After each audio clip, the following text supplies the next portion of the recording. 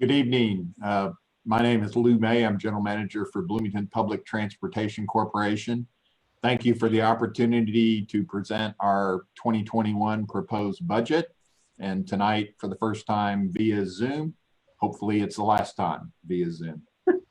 If I was presenting this in person tonight in the council chambers, I would introduce to you our controller, Krista Browning, who is joining us via Zoom tonight. I want to give a special shout out to her as she did all the work in preparing this budget, and I've got the privilege of presenting the budget to you tonight. This is my 22nd budget to present to council on behalf of Bloomington Transit. I appreciate the support of the council over the years, the mayor, our board of directors, the employees at Bloomington Transit, and our customers who have all helped to make us the success that we've been for so many years. Our budget has been reviewed and approved by our board of directors, and under Indiana law, the Common Council also reviews and approves our board. As part of my presentation tonight, I will cover some of the notable accomplishments since I was here a year ago. We'll also talk about some of the key goals for the 2021 year and the budget for 2021. And I'll also discuss some of the budget details as well as the challenges and opportunities that we'll have going forward. First, I'll briefly discuss the reasons we exist. Our vision is connecting people to places, and our purpose is to deliver safe and quality transportation to the Bloomington community, to contribute toward economic and social improvement in Bloomington, to advocate for increased investment in public transportation, and manage our resources efficiently and effectively. Excuse me, Mr. May, did you want to share screen? Did you want your slides to appear? Because I don't see slides at any rate. They were appearing, I'm told earlier, but are they appearing now? No, sir. No, we can't see them. No. Okay. There might be a button, there should be a button at the bottom that says share screen. All right, I'll go to it again.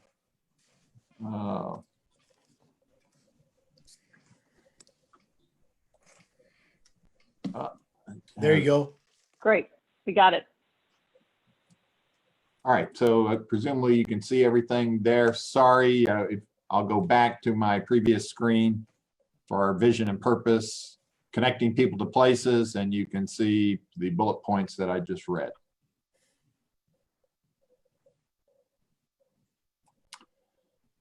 Okay, this is a graphic that I traditionally show at the first budget presentation meeting with the council. It gives you some context and history about Bloomington Transit in terms of our ridership. It's a key measuring stick for evaluating any transit system, I think. As you can see here, going back to 1984, our ridership grew almost year after year steadily all the way to 2014 when we plateaued. From 2015 to 2018, our ridership has been slowly declining, and there's a number of reasons for that. I won't get into those reasons right now, but I will say that in 2019, we did enjoy about a 2% increase in our total ridership, the first increase since 2014. And incidentally, prior to the pandemic starting, as we started off 2020, our ridership was increasing over the first 2 months through February. We were up about 4.3% until the pandemic hit in March, and we're now running about 40% of normal on a typical weekday. Another way to look at our ridership is ridership per capita, which is simply total ridership divided by the population of our community. And in this graphic, I'm showing the 8 most prominent urban areas in Indiana and how we stack up on a ridership per capita basis. Bloomington has been the leader in this in recent years there. And the takeaway from this slide, I think, is the 3 leading communities are all college communities, Bloomington, Lafayette, and Muncie. And all 3 do a good job of serving their college constituencies, and thus they have higher ridership per capita than some of the other cities. I'll talk about some of the key accomplishments since I was here a year ago. We completed our route optimization study last summer, and then in the fall of last year, we went into a public comment process to receive public comment on proposed service changes. We have had a number of important grant funding wins in the past year. And if you noticed on the front page of the Herald Times on Monday this week, there was an article about us winning a $3.2 million competitive federal grant that will allow us to purchase 4 battery electric buses and charging stations for them, which we're excited about. Late last year, we also won a $1.1 million federal competitive grant to upgrade our fare collection technology. A couple of months ago, we won a $149,000 competitive grant through NDOT federal funding that will allow us to improve a couple of important bus stops in our system. And then, although it's not a grant funding win, we did win just recently a technical assistance project from the Community Transportation Association of America, which we're members of, and it represents small, urban, and rural transit systems. But to help us and provide us with technical assistance for making a transition to electric buses, and also to help us develop and implement a pilot program on microtransit, which we have as part of our 2021 budget. In the past year, we've also awarded the award for the first 2 electric buses and charging stations. Those should be delivered in early 2021. I already mentioned that we had about a 2% ridership gain, which was a nice accomplishment for the last year in 2019. And we've made a couple of technology advancements with our bus cameras and vehicle tracking system over the past year to upgrade the technology and move to the next generation of technology. Here's a few of the key goals that we've included in the 2021 budget. First and foremost, recovering from the COVID-19 pandemic is at the top of our list. I will tell you there's no playbook, there's no past experience or game plan that we can fall back upon to navigate the recovery waters. All transit systems in the US and across the world are dealing with this challenge. The keys for us for the moment include a number of strategies, including enhanced cleaning and disinfecting of our buses on a regular nightly basis, providing masks to the public. That's something that we have learned in these last few weeks, especially with the advent of the local public health order that requires wearing masks.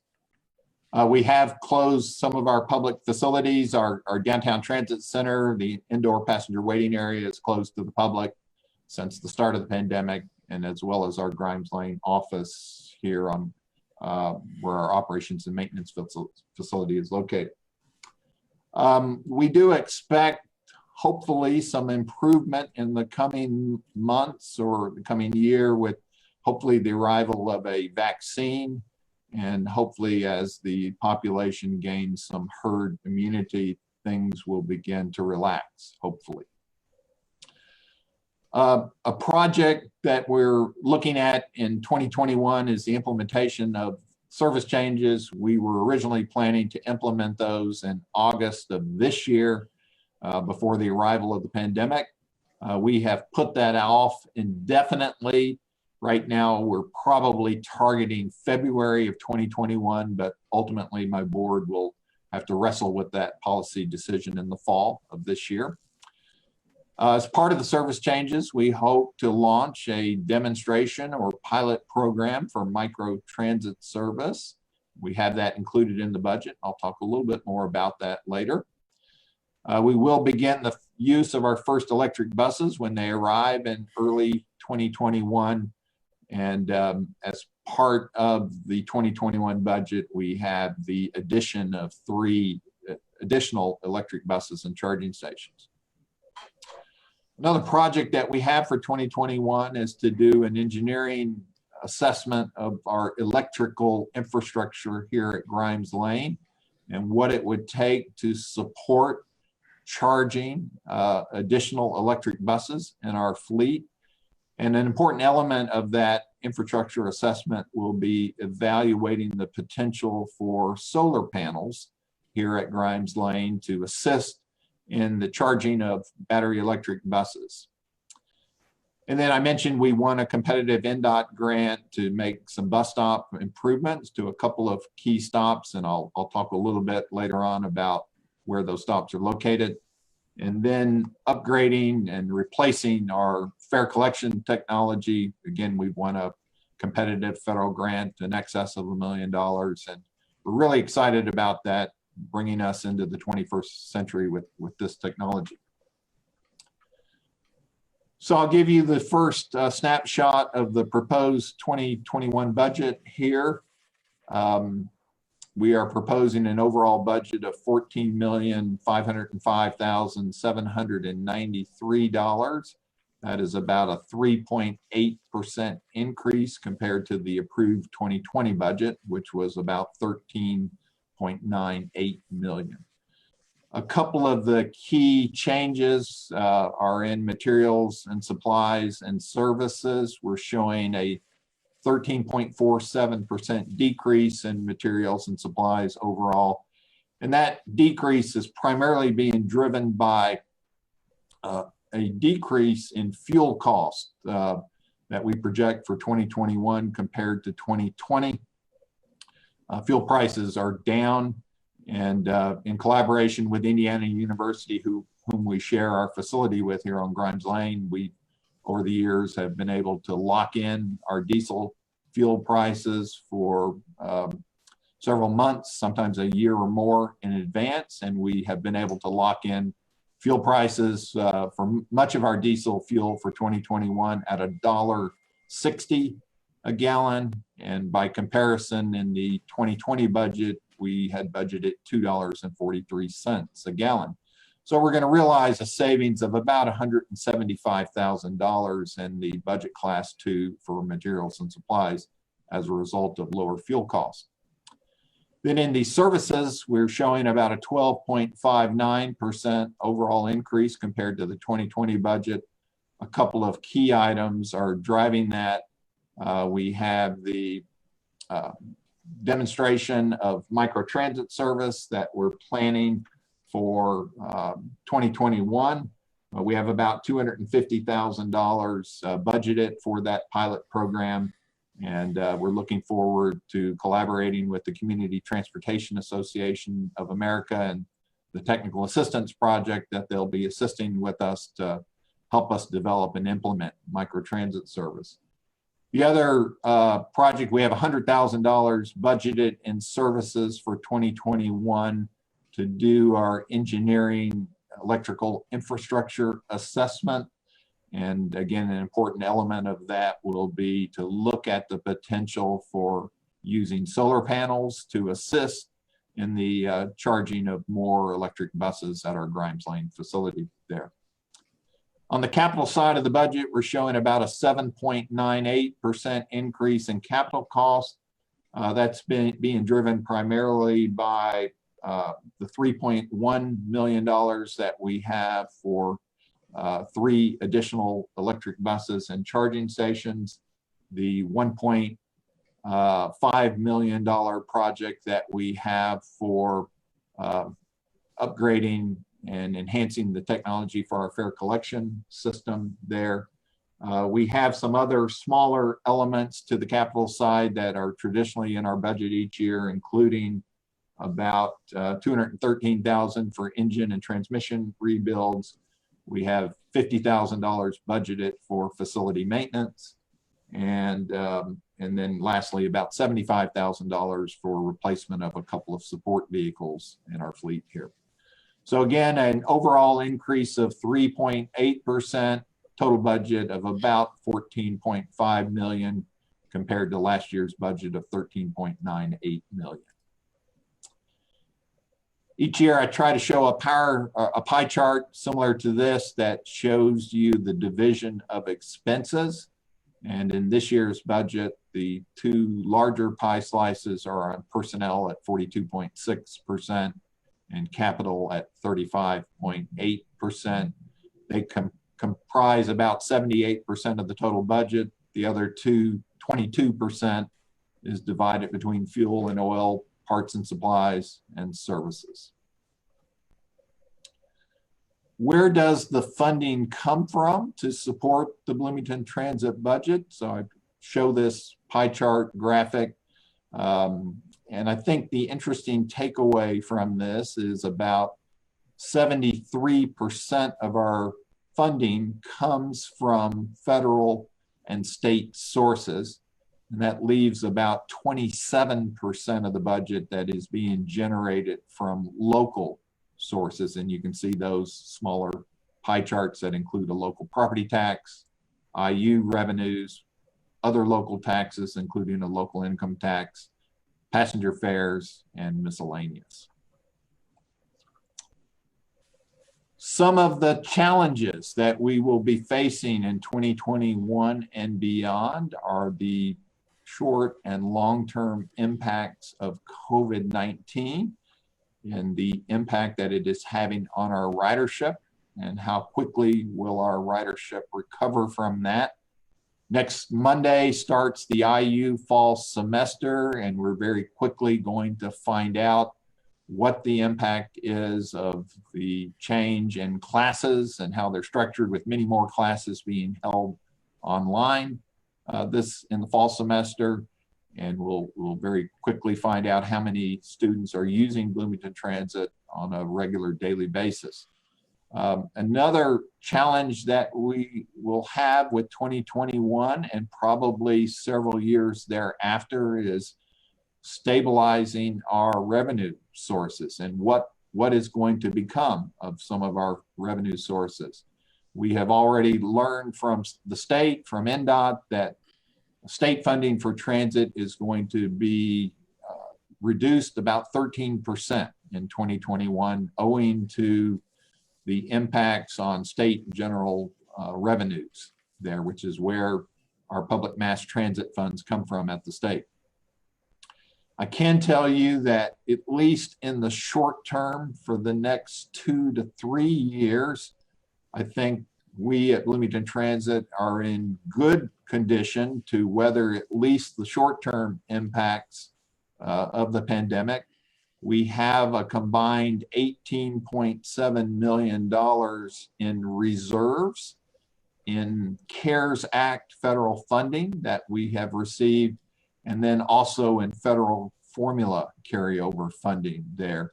And that will, again, based on our best projections, get us at least through the first 2 or 3 years of the pandemic, or the next 2 or 3 years going forward. Again, I mentioned we are concerned about the impacts on IU enrollment and how that will affect our travel patterns. Again, we're about to find out starting next week.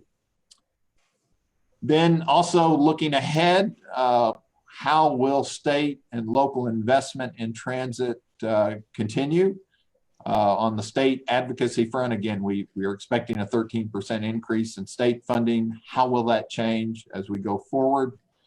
There have been discussions in the past year about the possibility of a climate lit that might be, a portion of which could be used for expanding public transit service in our community. I know those conversations have taken a back seat in recent months with the onset of the pandemic, but we're hoping that those conversations will resume at some point, and that there'll be some serious consideration given to using a climate lit to possibly expand public transportation and grow it and improve service in our community.